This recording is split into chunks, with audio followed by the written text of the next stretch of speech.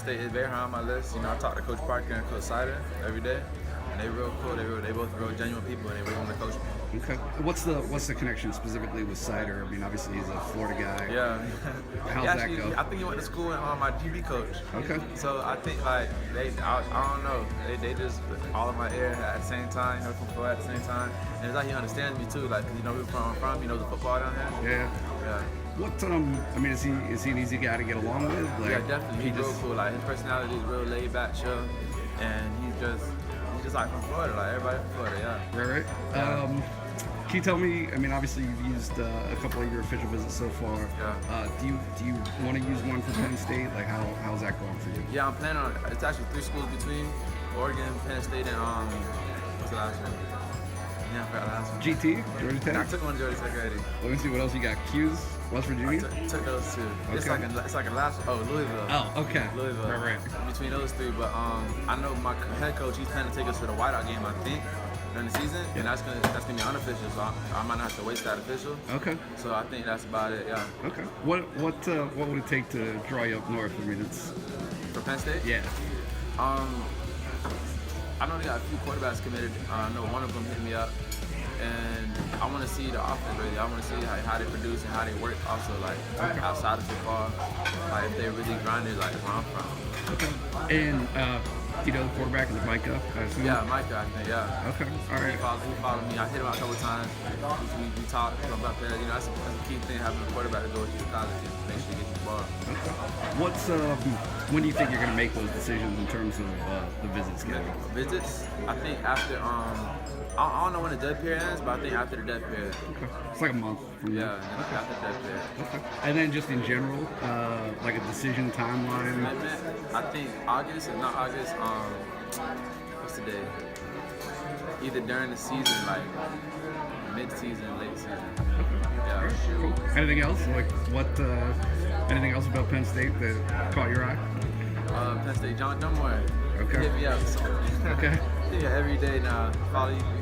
Always on air. We are. You know. Right. He loves Penn State. He loves it out there too. He's out there now. He loves it out there. So yeah.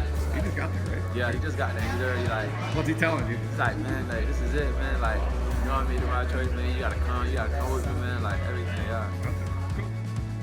It was a heartbreak, you know, to use a young man who was so promising, so intelligent. I mean, he was special. He was a one in a kind. Deerfield Beach High School head football coach Javon Glenn says his star wide receiver Bryce Gowdy wasn't just a great player, but also an outstanding student and a mentor to others. Hundreds turned out at this vigil to remember him and to pay respect to his mother and brothers. Glenn says Bryce sometimes shared his worries over leaving his family behind in perilous circumstances. Those are the things that tore away at his heart. Bryce was set to start college next week at Georgia Tech. And after I told him, you know, we made it, baby. We're almost there. I knew in the back of my mind if we can just get him to Saturday. We had already contacted Georgia Tech. It kind of made them aware of some of the issues, made them aware of some of the struggles. But there was a 1-week gap between final exams and going to Georgia. And with school closed for the holidays, Glenn says Bryce had no one to buoy him up as his worries increased. The thing that changed everything is he had a week, he had 6 days with no safety net. Monday night, Bryce left his mother and brothers behind in a motel room and walked into the path of a freight train. Friday, his saddened friends and teammates held candles to the sky and released balloons into the night. It really touched me that he died the way he died. Get help. We always have counselors at the school. We are here for them. If they need a call me.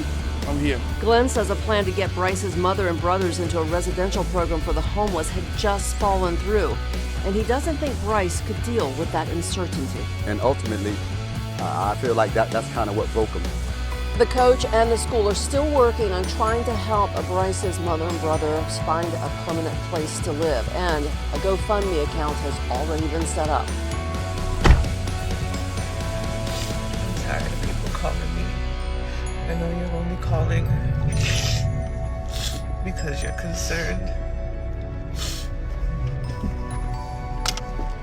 So I figured this is probably the best time to go live. Because my phone won't stop ringing.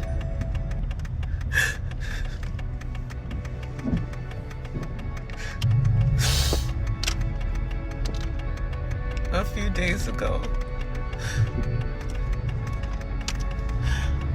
Bryce was talking crazy.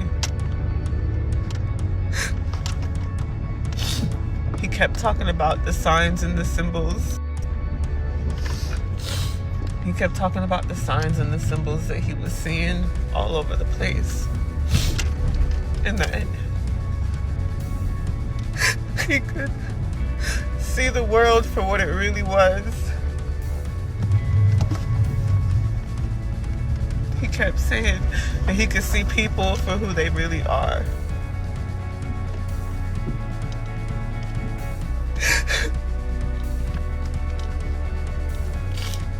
He was happy though. He was talking about his future.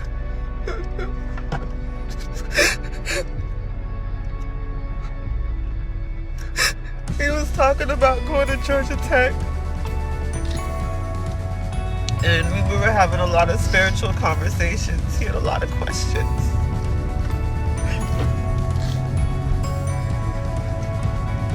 He had a lot of questions about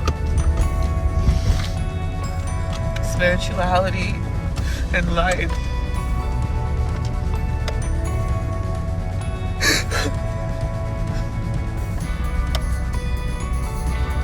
He kept asking me if I was okay or if his brothers were gonna be okay.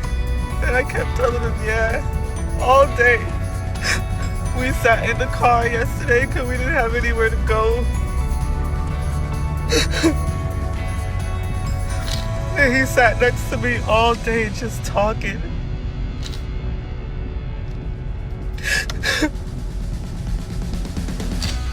And I was stressed out. I was too stressed to really deal with it. And I kept telling him I had just started my period. We were on the streets again, homeless. The little job I got wasn't paying me all my money on time or in full. And I was so stressed out about taking care of my kids.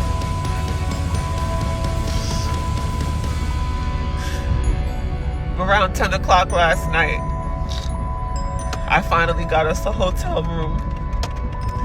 But we still had to wait for Brayden to finish working. We were parked behind Brayden's job waiting for him to finish working. And I told him, I said, Brayden, Bryce, you have to dig within and fight these demons that you're fighting. I was told him like I wasn't strong enough to help him right now.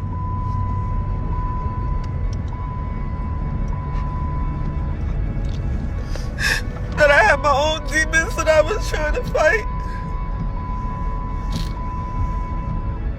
He was stressing me out so much that I started getting chest pains.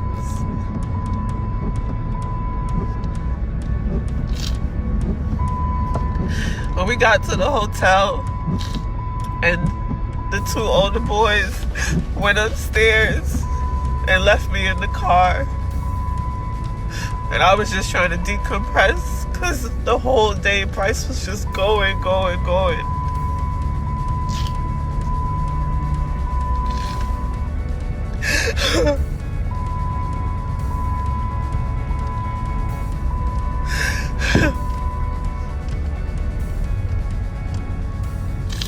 Bryce came back downstairs and sat with me.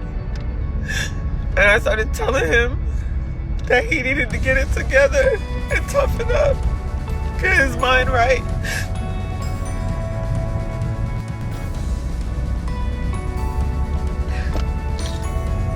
He tried to hold my hand, and I told him no, because he had me so upset, so anxious. I was like, I can't deal with that energy right now, baby.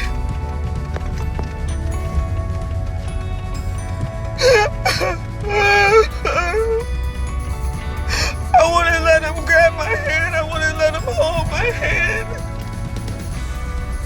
Because his energy was so intense. I could feel the pain in his soul, and it was breaking my heart.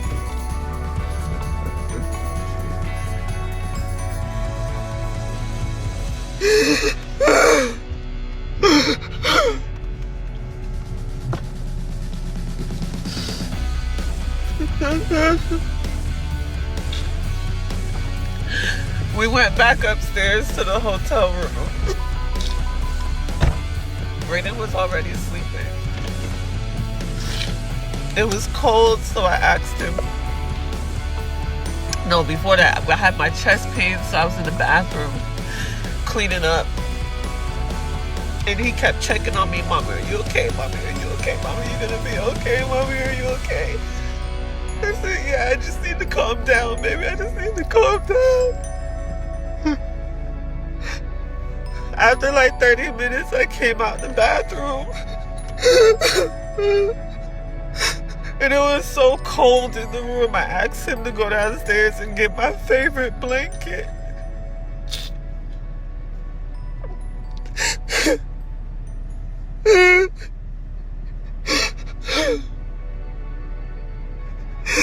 After 20 minutes, I didn't see him, so I went downstairs. I checked the car. The blanket was gone, so I know he came to the car, but I couldn't find him anywhere.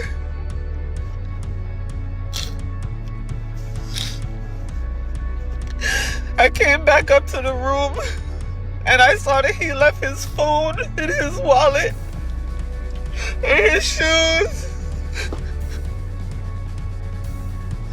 I sat there for a minute. I sat there for like 20 minutes just thinking like, come on, I know you're gonna come back. I know you're gonna come back. He still didn't show up. So I woke up Brayden. I told Brayden to go walk around, go look for him. Brayden left, and I felt something in my soul. I just started bawling, crying. And then Brayden came back without him, and I started bawling, crying some more. Brayden was like, calm down, he's okay. But I knew in my heart he wasn't.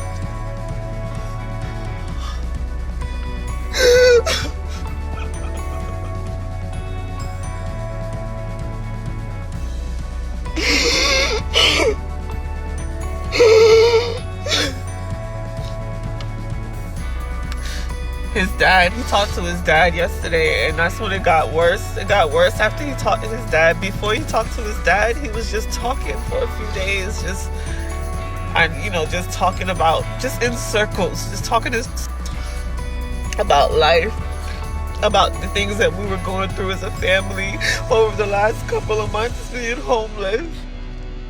The things that he had to see me go through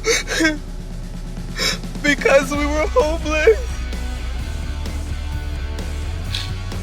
But after he talked to his dad, he started getting paranoid. Like, he asked him to walk across the street to get me a ginger ale, and he was paranoid. Started talking about not being trapped by doors and mirrors.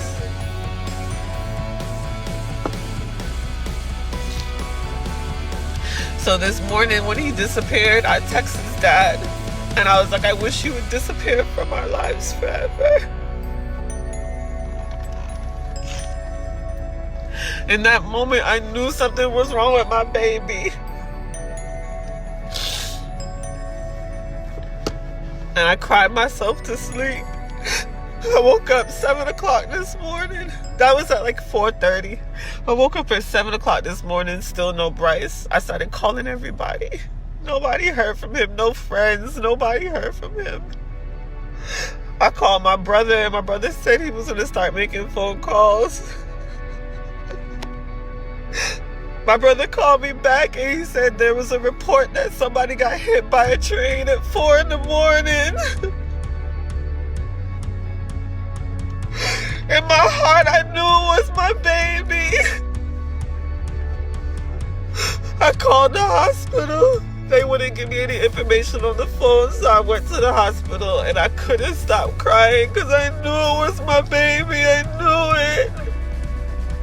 Brayden kept telling me he wouldn't do something like that, but he hasn't ever acted like how he's been acting for the last 3 days.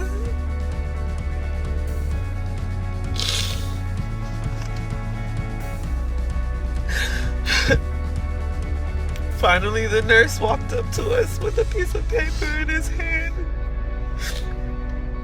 and said, "This is the number of the detective." We ID'd the body, and it's Bryce Gowdy. My baby walked in front of a train and killed himself.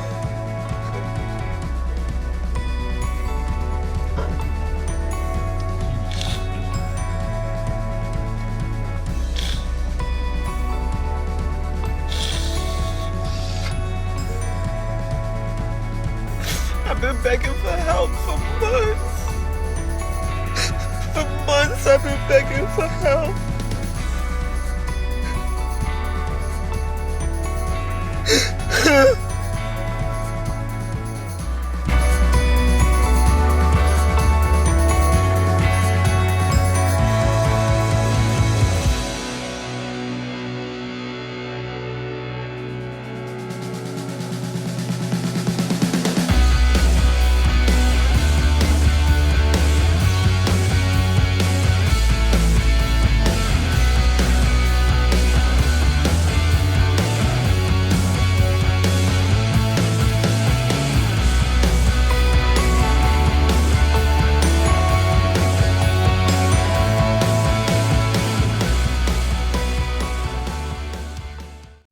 Thanks so much for watching The Backstory. I really appreciate it. Please don't forget to like and hit that subscribe button for more true stories. Thanks, and have a great day.